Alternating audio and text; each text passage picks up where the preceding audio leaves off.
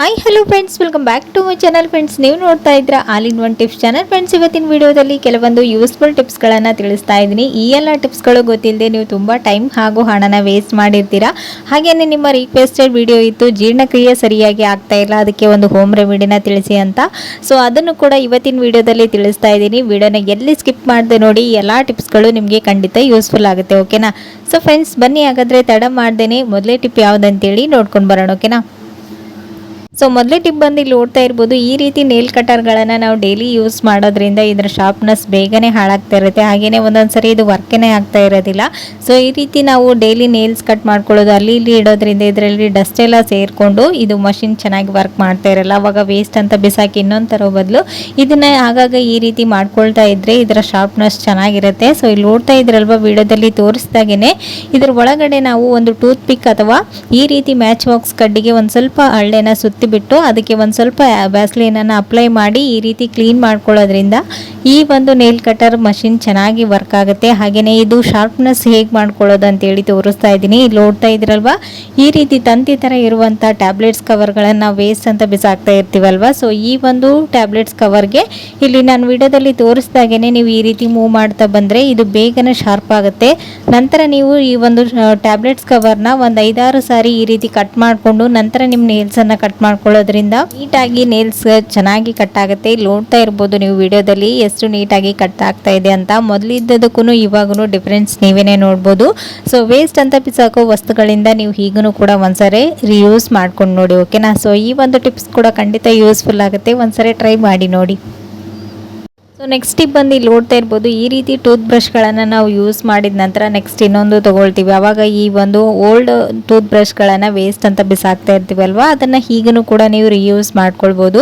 So ನೋಡ್ತಾ ಇದ್ರಲ್ವ, ವಿಡಿಯೋದಲ್ಲಿ ತೋರಿಸಿದಾಗೇ ಇದರ ಮುಂದ್ಗಡೆ ಭಾಗನ ಈ ರೀತಿ ನೈಫಿಂದ ಕಟ್ ಮಾಡ್ಕೊಳ್ಳಿ. ನಂತರ ಇದರ ಹಿಂದಿನ ಭಾಗನ ಒಂದು ಸ್ವಲ್ಪ ಸುಟ್ಬಿಟ್ಟು ಆ ನಂತರ ಇದಕ್ಕೆ ಅಂಟಿಸ್ಕೊಳ್ಳೋದ್ರಿಂದ ಈ ರೀತಿ ಒಂದು ಬ್ರಷ್ ರೆಡಿ ಆಗುತ್ತೆ. ಈ ಒಂದು ಬ್ರಷನ್ನು ನೀವು ಎಲ್ಲೆಲ್ಲಿ ಯೂಸ್ ಮಾಡ್ಬೋದಂದರೆ, ನೀವು ಡೈಲಿ ಯೂಸ್ ಮಾಡುವಂಥ ಲ್ಯಾಪ್ಟಾಪ್ ಆಗಿರ್ಬೋದು, ಕೀಬೋರ್ಡ್ಗಳಲ್ಲಿರುವಂತಹ ಡಸ್ಟನ್ನು ಕ್ಲೀನ್ ಮಾಡ್ಕೊಳ್ಬೋದು. ಹಾಗೆಯೇ ಟಿವಿ ರಿಮೋಟ್ ಆಗಿರ್ಬೋದು, ಸಿಲಿಂಡ್ರಲ್ಲಿರುವಂಥ ಬಟನ್ಸಲ್ಲಿ ನಾವೆಷ್ಟು ಬಟ್ಟೆಯಿಂದ ಕ್ಲೀನ್ ಮಾಡಿಕೊಂಡ್ರು ಅಷ್ಟು ನೀಟಾಗಿ ಕ್ಲೀನ್ ಆಗ್ತಾ ಇರಲ್ಲ. ಸೊ ಅಲ್ಲೇ ನೀವು ಈ ಒಂದು ಬ್ರಷ್ನ ಯೂಸ್ ಮಾಡಿಕೊಂಡು ನೀಟಾಗಿ ಕ್ಲೀನ್ ಮಾಡ್ಕೊಳ್ಬೋದು. ಸೊ ನೋಡ್ತಾ ಇರ್ಬೋದು ಇಲ್ಲಿ ಎಷ್ಟು ನೀಟಾಗಿ ಕ್ಲೀನ್ ಆಗ್ತಾ ಇದೆ ಅಂತ. ಬಟನ್ಸ್ಗಳಲ್ಲೆಲ್ಲ ಡಸ್ಟ್ ಎಲ್ಲ ಸೇರಿಕೊಂಡು ಹಾಳಾಗ್ತಾ ಇರುತ್ತೆ.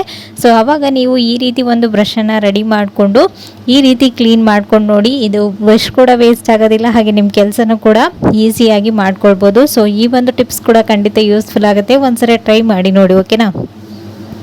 ಸೊ ನೆಕ್ಸ್ಟ್ ಟಿಪ್ ಬಂದು ಇಲ್ಲಿ ನೋಡ್ತಾ ಇದ್ರಲ್ವ, ಈ ರೀತಿ ಬಾಟಲ್ಸ್ ಕ್ಯಾಪ್ಗಳನ್ನು ನಾವು ವೇಸ್ಟ್ ಅಂತ ಬಿಸಾಕ್ತಾ ಇರ್ತೀವಿ. ವಾಟರ್ ಬಾಟಲ್ಸ್ ಆಗಿರ್ಬೋದು, ಜ್ಯೂಸ್ಗಳನ್ನು ಕುಡಿದ ನಂತರ. ಸೊ ಇದನ್ನು ಹೀಗೂ ಕೂಡ ರಿಯೂಸ್ ಮಾಡ್ಕೊಳ್ಬೋದು. ಎಲ್ಲೆಲ್ಲಿ ಯೂಸ್ ಮಾಡ್ಬೋದು ಅಂತೇಳಿ ತೋರಿಸ್ತಾ ಇದ್ದೀನಿ. ಇಲ್ಲಿ ನೋಡ್ತಾ ಇದ್ರಲ್ವ, ಈ ರೀತಿ ಮಿಕ್ಸಿ ಜಾರ್ಗಳ ಹಿಂದ್ಗಡೆಗೆ ಸ್ಟ್ಯಾಂಡ್ಗೆ ಅಂತೇಳಿ ಈ ರೀತಿ ರಬ್ಬರ್ಗಳನ್ನು ಕೊಟ್ಟಿರ್ತಾರೆ. ಡೈಲಿ ಯೂಸ್ ಮಾಡೋದ್ರಿಂದ ಈ ರಬ್ಬರ್ಗಳು ಬೇಗನೆ ಹಾಳಾಗ್ತಾ ಇರುತ್ತೆ. ಸೊ ಆವಾಗ ನೀವು ಈ ಒಂದು ಕ್ಯಾಪ್ನ ವಿಡಿಯೋದಲ್ಲಿ ತೋರಿಸಿದಾಗೇ ಒಂದು ಸ್ವಲ್ಪ ಒಳಗಡೆ ಅಂಟು ಟೇಪ್ ಅಥವಾ ಗಮ್ಮನ್ನು ಹಾಕಿ ನೀವು ಅಂಟಿಸ್ಕೊಳ್ಬೋದು. ಇಲ್ಲಾಂದರೆ ಅದೇ ಶೇಪಿನ ಒಂದು ಬಾಟಲ್ ಕ್ಯಾಪನ್ನು ಹುಡ್ಕೊಂಡು ನೀವು ಜಸ್ಟ್ ಈ ರೀತಿ ಇಟ್ಟರೆ ಸಾಕು, ಅದು ನೀಟಾಗಿ ಅಂಟ್ಕೊಂಡು ಬಿಡುತ್ತೆ. ಅದಕ್ಕೇನೆ ನೋಡ್ತಾ ಇದ್ದೀರಲ್ವ, ವೇಸ್ಟ್ ಅಂತ ಬಿಸಾಕೋ ವಸ್ತುಗಳಿಂದ ನೀವು ಹೀಗೂ ಕೂಡ ರಿಯೂಸ್ ಮಾಡ್ಕೊಳ್ಬೋದು. ಈ ರೀತಿ ನೀವು ಮಿಕ್ಸಿ ಜಾರ್ ಸ್ಟ್ಯಾಂಡ್ಗಳಿಗೆ ಅಲ್ಲದೇ ಸಿಲಿಂಡರ್ ಸ್ಟ್ಯಾಂಡ್ಗಳಿಗೂ ಕೂಡ ಈ ರೀತಿ ಕ್ಯಾಪ್ಗಳನ್ನು ನೀವು ಯೂಸ್ ಮಾಡ್ಬೋದು. ಸೊ ನೋಡ್ತಾ ಇರ್ಬೋದು ಎಷ್ಟು ನೀಟಾಗಿ ಕಾಣಿಸ್ತಾ ಇದೆ ಅಂತ. ಈಸಿಯಾಗಿ ಮಿಕ್ಸಿ ಜಾರನ್ನು ಮೂವ್ ಕೂಡ ಮಾಡ್ಬೋದು. ಸೊ ಈ ಒಂದು ಟಿಪ್ಸ್ ಖಂಡಿತ ಯೂಸ್ಫುಲ್ ಆಗುತ್ತೆ, ಒಂದ್ಸರಿ ಟ್ರೈ ಮಾಡಿ ನೋಡಿ. ಓಕೆನಾ?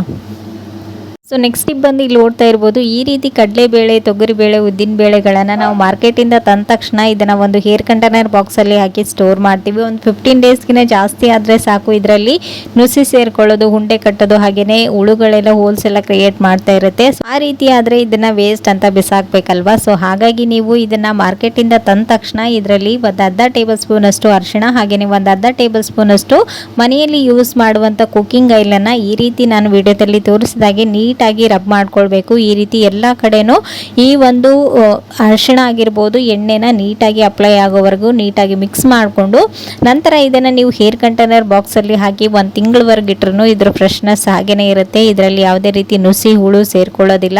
ಸೊ ನಂತರ ನೀವು ಆರಾಮಾಗಿ ಯೂಸ್ ಮಾಡ್ಬೋದು. ಈ ಒಂದು ಪದಾರ್ಥ ವೇಸ್ಟ್ ಕೂಡ ಆಗೋದಿಲ್ಲ. ಸೊ ಈ ಒಂದು ಟಿಪ್ಸ್ ಕೂಡ ಖಂಡಿತ ಯೂಸ್ಫುಲ್ ಆಗುತ್ತೆ, ಒಂದ್ಸರಿ ಟ್ರೈ ಮಾಡಿ ನೋಡಿ. ಓಕೆನಾ?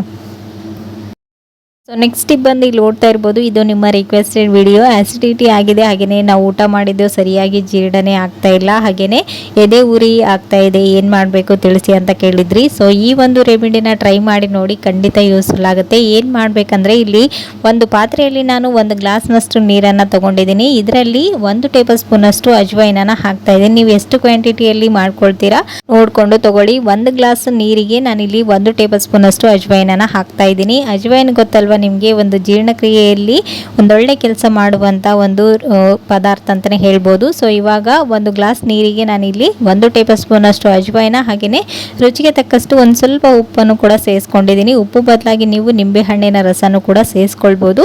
ಸೊ ಇಲ್ಲಿ ನೋಡ್ತಾ ಇರ್ಬೋದು, ಇವಾಗ ಇವೆರಡನ್ನು ಒಂದ್ಸರಿ ನೀಟಾಗಿ ಮಿಕ್ಸ್ ಮಾಡಿಕೊಂಡು ಒಂದು 5 ನಿಮಿಷಗಳ ಕಾಲ ಇದನ್ನು ಕುದಿಸ್ಕೊಳ್ಬೇಕು. 1 ಗ್ಲಾಸ್ ನೀರಿರೋದು ಅರ್ಧ ಗ್ಲಾಸ್ಗೆ ಬಂದಿರಬೇಕು, ಆ ರೀತಿ ಇದನ್ನು ನೀಟಾಗಿ ಕುದಿಸ್ಕೊಳ್ಬೇಕು. ಇವಾಗ ನೀರಿನ ಕಲರ್ ನೋಡಿದ್ರೇ ಗೊತ್ತಾಗ್ತಾ ಇರ್ಬೋದು ನಿಮಗೆ ಎಷ್ಟು ನೀಟಾಗಿ ಬಂದಿದೆ ಅಂತ. ಸೊ ಇವಾಗ ಇದನ್ನ ಸ್ಟವ್ ಆಫ್ ಮಾಡಿಕೊಂಡು ಒಂದು ಗ್ಲಾಸ್ಗೆ ಇದನ್ನ ಸೋದಿಸ್ಕೊಂಡು ತಗೊಳ್ಳಿ. ಈ ಒಂದು ನೀರನ್ನ ಇವಾಗ ಯಾವಾಗ ಕುಡಿಬೇಕು ಅಂತಂದ್ರೆ ಖಾಲಿ ಹೊಟ್ಟೆಯಲ್ಲಿ ಇದನ್ನ ಬೆಳಿಗ್ಗೆ ಬ್ರಷ್ ಮಾಡಿದ ತಕ್ಷಣನೇ ಕುಡಿಬೇಕು. ಸಿಪ್ ಬೈ ಸಿಪ್ ಕುಡಿಬೇಕು. ಇದನ್ನ ಈ ರೀತಿ ಕುಡಿಯೋದ್ರಿಂದ ಇದು ಒಂದೊಳ್ಳೆ ಕೆಲಸ ಮಾಡುತ್ತೆ. ಒಂದು 15 ಡೇಸ್ ವರೆಗೂ ಟ್ರೈ ಮಾಡಿ ನೋಡಿ, ನಿಮ್ಗೇನೆ ಒಂದೊಳ್ಳೆ ರಿಸಲ್ಟ್ ಗೊತ್ತಾಗುತ್ತೆ. ಸೊ ಈ ಒಂದು ಹೋಮ್ ರೆಮಿಡಿ ಕೂಡ ಖಂಡಿತ ವರ್ಕ್ ಆಗುತ್ತೆ, ಒಂದ್ಸರಿ ಟ್ರೈ ಮಾಡಿ ನೋಡಿ, ಓಕೆನಾ. ಸೊ ಫ್ರೆಂಡ್ಸ್, ನೋಡಿದಲ್ವಾ ಇವತ್ತಿನ ಈ ಎಲ್ಲ ಟಿಪ್ಸ್ಗಳು ನಿಮ್ಗೂ ಕೂಡ ಖಂಡಿತ ಯೂಸ್ಫುಲ್ ಆಯ್ತು ಅಂತ ಅನ್ಕೊಂಡಿದ್ದೀನಿ. ಯೂಸ್ಫುಲ್ ಆದರೆ ಪ್ಲೀಸ್ ಒಂದು ಲೈಕ್ ಕೊಡೋದನ್ನು ಮರಿಬೇಡಿ. ಮತ್ತೆ ನಾಳೆ ಹೊಸ ಟಿಪ್ಸ್ಗಳೊಂದಿಗೆ ಮತ್ತೆ ನಿಮ್ಮನ್ನ ಮೀಟ್ ಮಾಡ್ತೀನಿ ಫ್ರೆಂಡ್ಸ್. ಅಲ್ಲಿವರೆಗೂ ಟೇಕ್ ಕೇರ್, ಬಾಯ್.